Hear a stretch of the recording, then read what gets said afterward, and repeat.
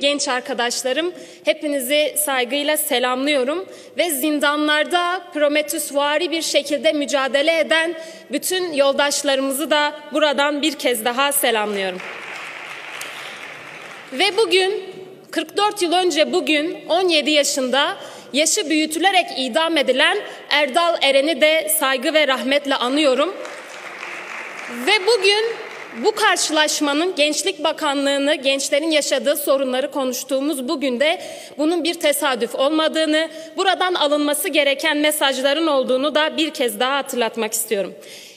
Meclisin en genç vekillerinden biri olmam sebebiyle sanıyorum karşılaştığım bütün vekiller gençliğe sıkça beni gördüklerinde atıfta bulunurlar ve övgüler dizerler ve gençken yapamadıklarını aslında paylaşırlar. Fakat bu bütçeye baktığımızda ne yazık ki gençliğe yapılan atıfın, bol övgünün olmadığı, aksine gençliğin bu bütçede yer verilmediğini görüyoruz.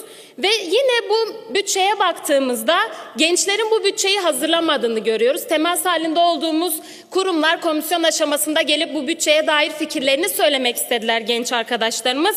Ne yazık ki bunu da yapamadık. Dolayısıyla gencin olmadığı bir bütçe hazırlandı bu mecliste.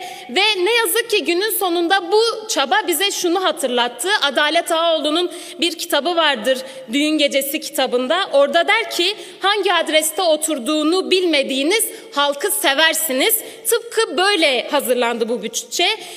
Okula aç giden çocukları, tıpkı cinsiyetçi emek rejimine karşı ayakta kalmaya çalışan kadınların adresini bilmediğiniz gibi işsizlikle, barınamamayla, gerontokrasiyle, ayrımcılıkla, cinsiyetçilikle, umutsuzlukla ve siyasi soykırımla karşı karşıya bırakılan gençlerin de adresini bilmiyorsunuz ve adresini bilmediğiniz gençlerin adına ne yazık ki bütçe hazırlıyorsunuz.